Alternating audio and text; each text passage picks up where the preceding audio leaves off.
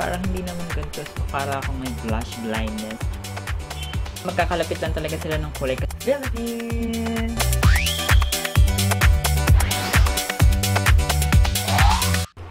Hello! Hi, mabuhay!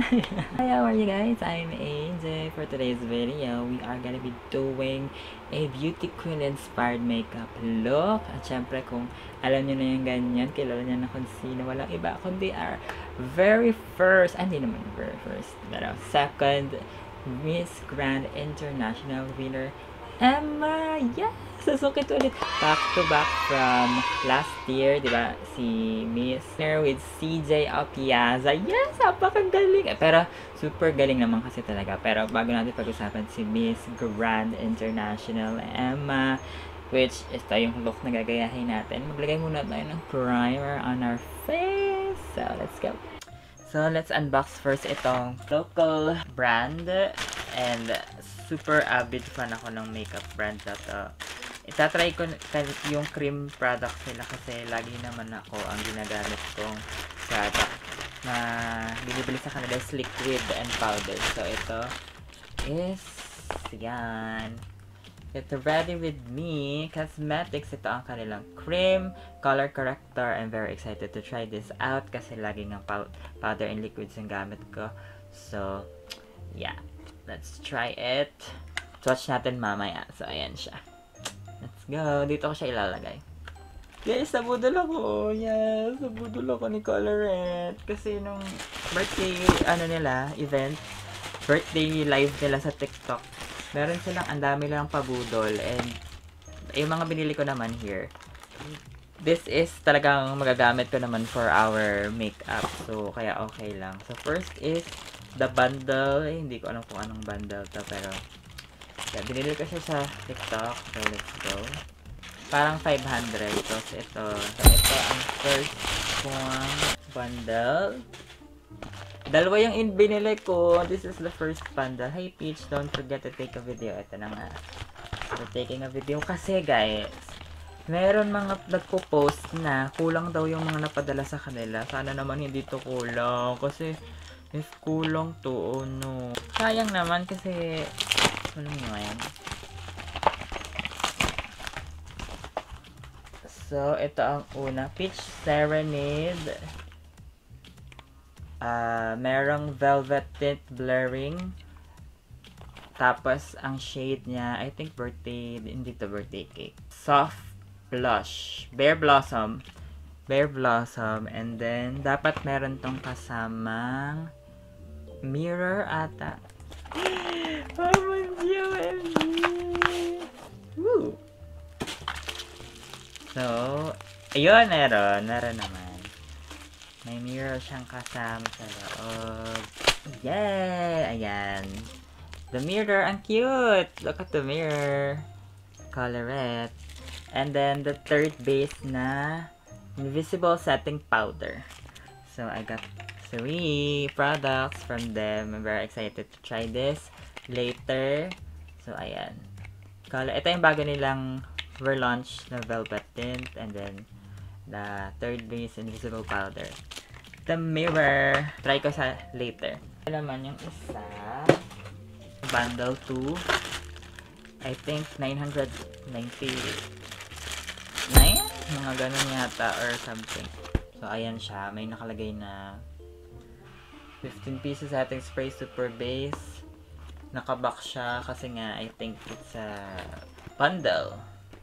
Laman ng box ay open the briefcase. Deal or no deal.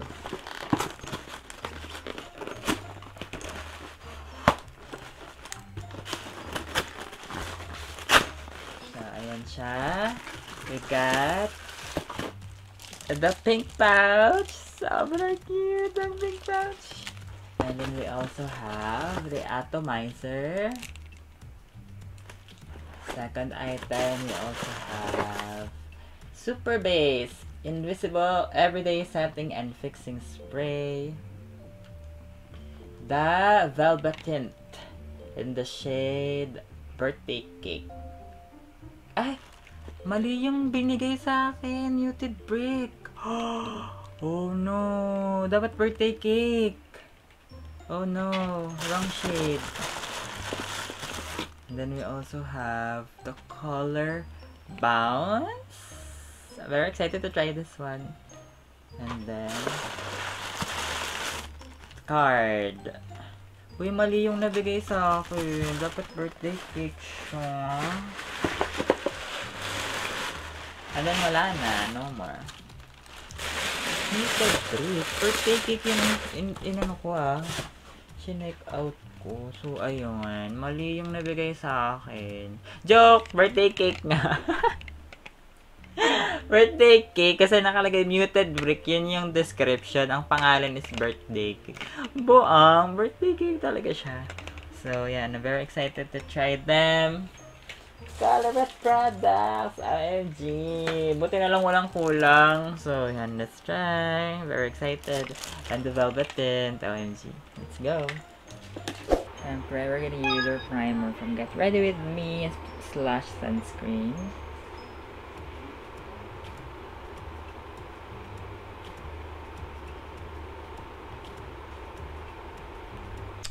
Let's try itong Peach Corrector Cream ni Get Ready With Me. Tangelo. Shade Tangelo. It's in cream form, kaya ganyan siya. Let's put it. Ooh, it's so soft. Is it brighter? Oh, it's brighter. I thought it's in dark kasi medium peach siya.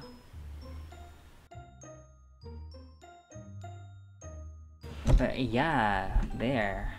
With peach corrector. Peach corrector, walang peach corrector. I thought, tinan mo, shade ko ba? Parang, hindi siya ayaw niya lumabas yung totoo niyang i-dip, deep down, deep ko pa siya. Baka lang kailangan, may film pa siya kaya ayaw lumabas yung totoong kulay. Pero ganyan talaga siya, ayun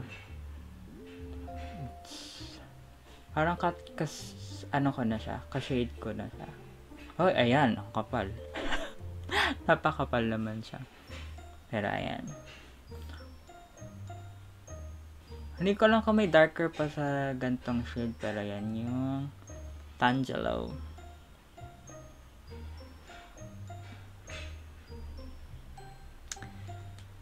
Let's try kung mag-hold siya, kung hanggang ilang oras siyang matatakpan yung pagka-green. We're gonna use, naglagay na ako ng contact lens bago tayo maglagay ng eye makeup. So guys, napansin ko itong Colourette skin tint, nang ginanon ko siya, may lumabas sa parang tubig. Tapos shinake ko siya. Siguro oil yun or something. So shinake ko muna. Yan. And kasi nung una kong 'di ba na-try ito, parang medyo thick siya. So baka kailangan siya i-shake or something. So yan, i-try na natin ulit. Ay no, may nalabas sa parang watery substance and parang hindi naman ganito nung una. Bakit? Ayan, ano na siya? Malabnaw na siya. Kasi nung una ko siyang tinry, matigas siya, pero ngayon parang ano na siya, liquid din na siya. Hindi ko alam kung ano ba talaga ang formula dapat. Nalito na ako kay kay Colourette, pero ganda pa rin naman yung niya, yung product. Ayan, wala namang amoy or anything, so hindi naman siya nakakatakot gamitin. To cover the blemishes, of course, we're gonna use Get Ready With Me Warm Peach. Okay, looking at her eye makeup, parang lahat is black sa mata niya. Naka-ano siya, naka-eyeliner from top to bottom. Tapos, pag ganun siya pakatay kasi yung mata ni Emma. And then, medyo dark dito sa dulo. So, medyo ganun siya. Medyo snatched. cat eye makeup look. So, we're gonna try that. So, let's go. Start. Siyempre, lagay muna tayong primer. So, I'm gonna use the Get Ready With Me Eye Primer Galaxy. Anong title ito? Black Hole.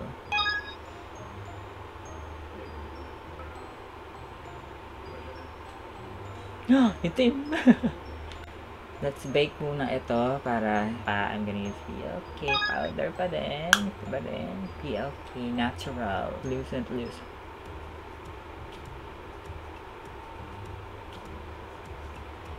So, for eyeshadow, dahil wala akong colorette eyeshadow, I'm gonna use Get Ready With Me. Punta muna tayo sa brown para hindi naman matapang na brown, na dark black agad. So, I'm gonna use itong brown shade.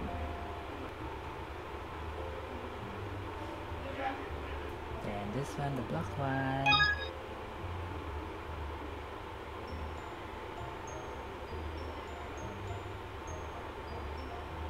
Let's use itong parang peach color dito sa inner corner.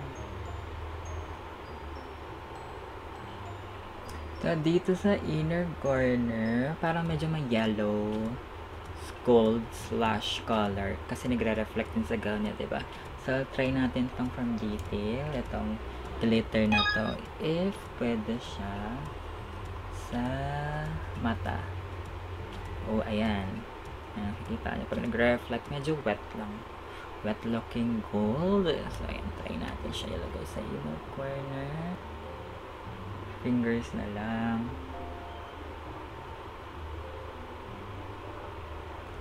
Magta-tight line tayo dito sa taas and sa baba. So, dapat si gel gamitin natin. So, I'm gonna use the Master Gel Liner Duo.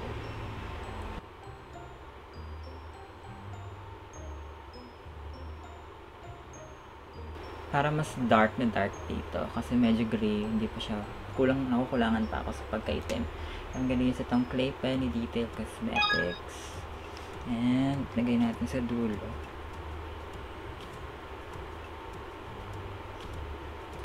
Powlash Pro Eyelashes Extension.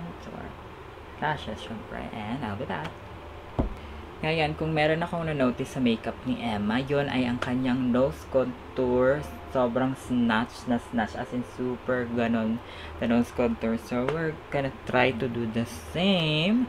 I'm gonna use the same palette by Get Ready With Me. This one. Our nose. Snatch as Emma's nose. Now, try natin itong third base ni Colorette. Ang kanyang setting, invisible setting powder. Very excited. Oh, nasa labas yung puff. Yan. And here you go. The powder. It's 8.5 grams. Oh. Yan. Wala siyang salamin. Just really powder na white. Pero invisible to. So, itry natin siyang gamitin dito sa left side ng ating face. And then, sa kabila naman yung setting spray. Para malaman natin yung kanilang oil control. Dahil oily nga ako. So, talaga namang magkakaalaman kung hanggang ilang oras ba talaga ang kanilang oil control. Ito na rin ang gagamitin natin. Ganyan. Yan siya.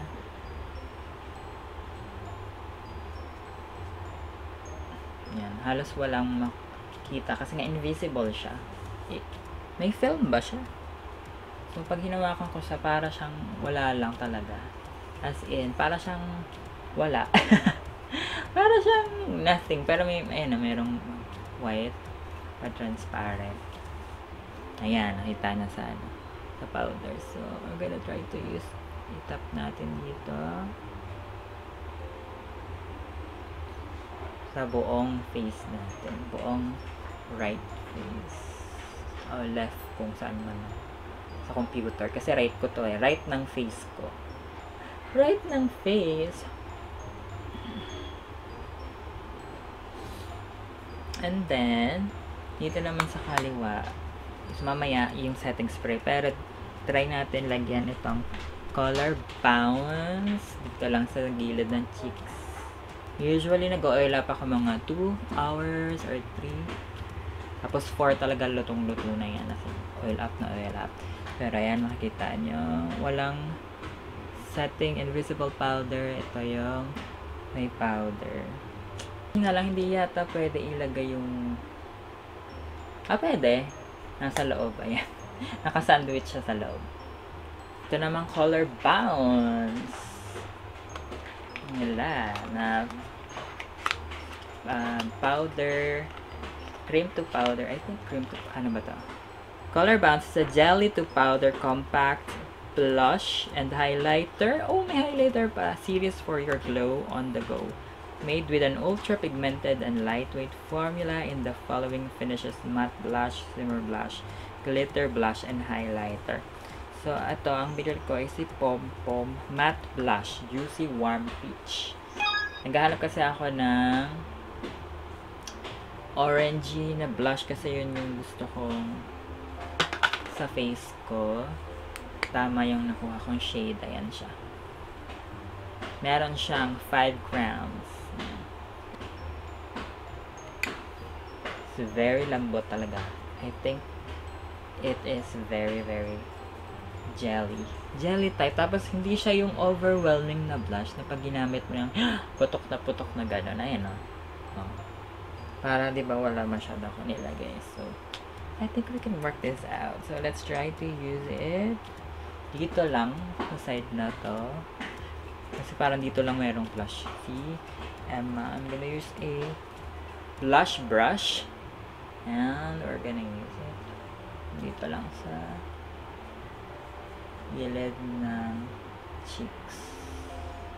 So, ayan guys. Meron ba? Parang sa camera wala. Pero sa totoo, meron na siya eh. Ayan o.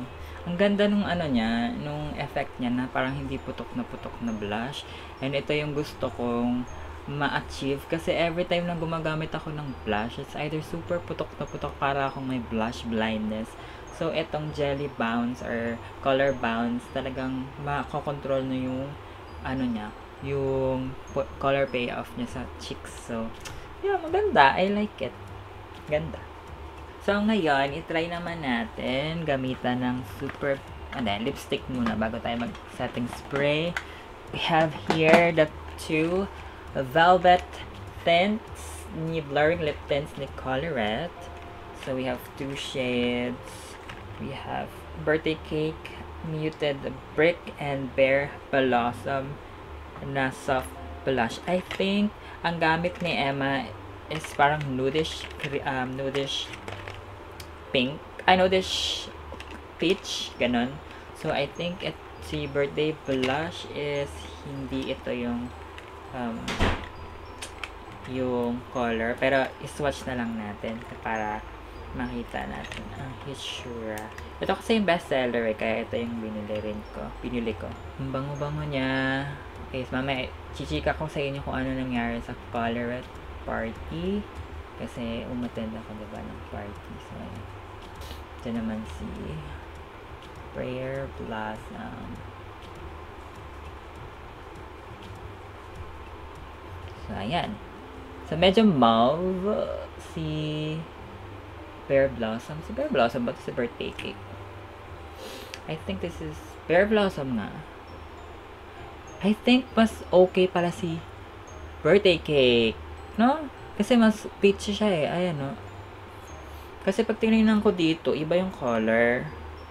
Kala ko mas peach mas orange si Bare Blossom dito sa sticker. Pero pag sinuwatch, mas orange or mas pinkish si Birthday Cake. So I think mas okay si Bare Blossom. Ay, si Birthday Cake. Ano ba? Nalilito na ako. So, ang gagamitin ko si Birthday Cake. Hindi lang mabasa yung packaging. Hindi masyado mabasa yung sulat na colorette. Ayan. Medyo, hindi maganda yung pagka-print ng kulay. Yung niya, color niya talaga sa lips. Talaga nakaka-flatter siya ng lips at ng mukha. Ganda! Really nice tong velvet tint ni Colorette. For the kilay, we're gonna use tong Avon Simply Pretty Eyebrow Pretty Brow Defining Pencil in Black.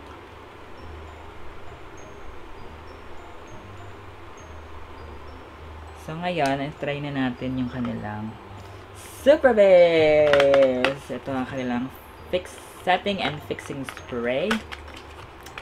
And we're gonna spray our face dito sa side na to. Tingnan natin yung ano niya, pagka ganun niya, ano bang itsura pag in-spray natin. Ayan. Fine naman. Bango. Fine naman siya. Makikita niyo ba yung pagka? Nakikita niyo ba? Paano ipakita? Kasi hindi makita sa camera. Ewan ko kung nakikita niya. Anyways, ilagay na natin dito sa left side. Tatakpan ko yung aking face na right para hindi siya malaki.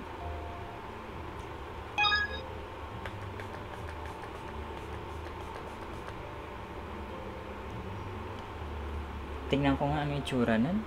So, pinanood ko yung playback at parang ganon-ganon yung ano niya. Yung pagbuga ng spray. Parang ganon siya. Oh. Tapos, parang shower. Parang paliliit na. Yung ganon. Ganon yung pagkabuga niya eh. Hindi siya yung ganon. Kasi hindi naman siya can. Hindi naman siya thin can. So, ganon talaga siya. Kita nyo? Ganon siya. So, ayan. Hindi naman siya yung parang tumatalsik na laway. Hindi. Super fine ng ano niya. Ng pagka-mist niya. So, ayan. Ang bango. Tignan natin kung ilang oras magtatagal ang side na ito. Compare dito sa side na ito na mayroong invisible powder. So, yeah. See you guys later for an update. Ang oras na ay 5:30 p.m. We'll be back after 2 hours. And, yeah. See you guys later. Baka lumabas pa yung college version niya. Look how shiny my face. On this side, the spray side. Ito, hindi masyado. The powder side, invisible powder. Ito super shiny. This one, sakla, 4 hours.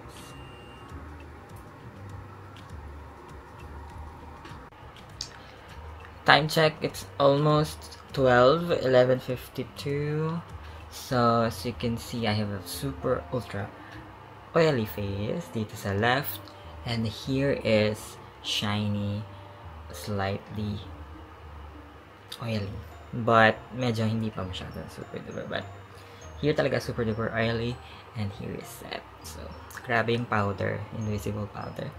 And then, for the lipstick, dahil kumain nga kami, wala na akong, hindi pa ako nag-re-apply. Pero may natira pa din. Ganyan, ang cute. May natira dun sa taas. Parang kumapal yung labi ko. So, hindi naman kasi siya transfer proof. Ganun. And, and everything proof. Yun. And then, ito namang, dito sa, yung, ano natin, yung cream corrector.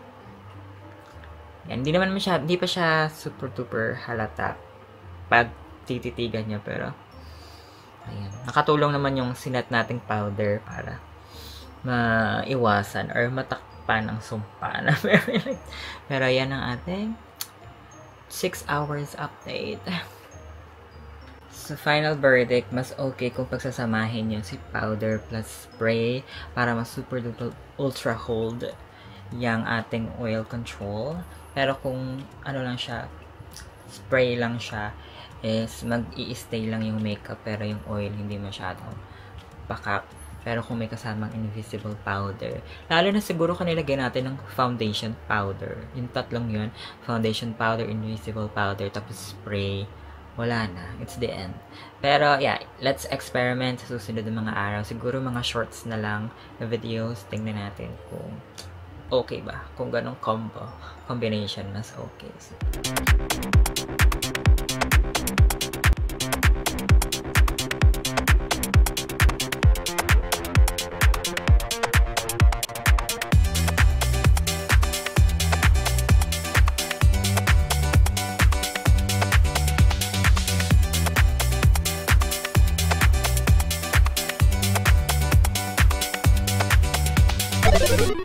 Philippines! Miss Grand International Philippines!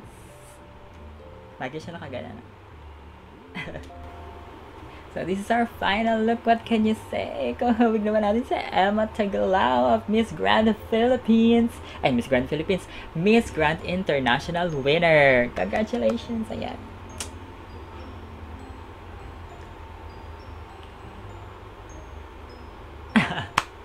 So, di ba sino mag-aakala na magba-back to back tayo from CJ to Emma? Ay, talaga naman deserving talaga silang dalawa. So, yeah, congratulations! Sobrang galing talaga. As in, congratulations. Emma, you guys.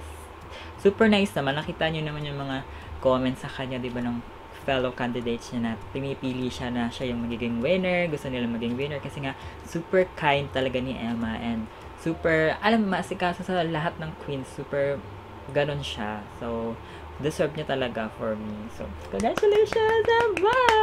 Sabi talaga namang pinatunayan mo kung ano ang kayang-kayang gawin ng mga Filipino pagdating sa pageant. And talaga namang deserve mo yan kasi super amazing talaga ng ginawang performance. Talagang nga kami. And yeah, I love it. And for the products naman that we used, and makikita nyo naman si birthday cake. Very flattering siya sa akin. Yeah. Kasi nga bestseller to. So super ganda talaga ng kanyang color payoff. And talaga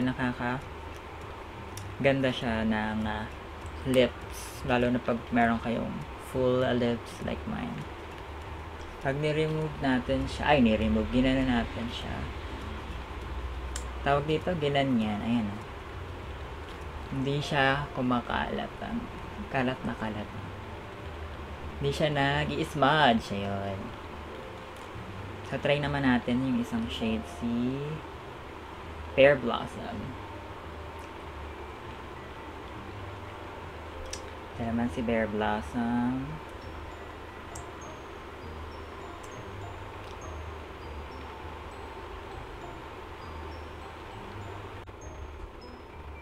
Pear Blossom. Ganda din. Medyo mas dark lang to ng konti. Ayan, Pear Blossom. Ganda. Napansin ko lang sa Velvet Tint shades ni Colorette is mas talagang bagay naman sa lahat ng ng cuties ng ating Filipina beauty. Medyo magkakalapit lang talaga sila ng kulay kasi nung sinaswatch namin siya sa birthday party ni Colorette, parang ganito din to. Kami ni Sarah, parang parehas lang ganyan. So, parang magkakalapit lang yung shade. Ang naiba lang talaga si Truffle kasi yan medyo purple fade. Parang medyo faded na purple na grayish, ganong color. And parang hindi namin alam kung kaninong skin tone siya pwede. Parang feeling namin sa mga mapuputi kasi sa amin ni Sarah hindi yun bumagay sa amin. Pero yun, the rest naman is super nice. Yun nga lang, medyo magkakalapit talaga ng shade as in parang ganito din siya. Parang ganun lang. Pero ito ang dalawa, si Birthday Cake at si Pear Blossom. Nakita nyo naman pinagkaya pa. Mas dark to si ng kaunti si Pear Blossom kesa kay Birthday Cake na parang my lips but better lang. So, yun. Kung mahilig kayo mag-retouch ng makeup and talagang super oily kayo like me and ayaw nyo ng gano'n na parang shiny kayo, parang oily na yung magagamit nyo talaga ito si Third Base.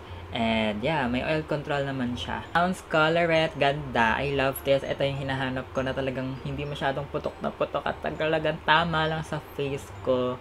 So, ito yung isa sa favorite ko kasama na yung Velvet Tint sa mga ni-review natin. So, I love this. Colorette compound. Yung spray and fixing spray, tamang-tama kasi wala na ako talagang setting spray and fixing spray. And yun, yeah, sulit na rin for the bundle na nabili ko sa lahat ng nabili ko kay Colorette. I think lahat naman is sulit. So, yeah, love it. Amang, sa bundle, the mirror, and sobrang cute. See, and the pouches. The pouch.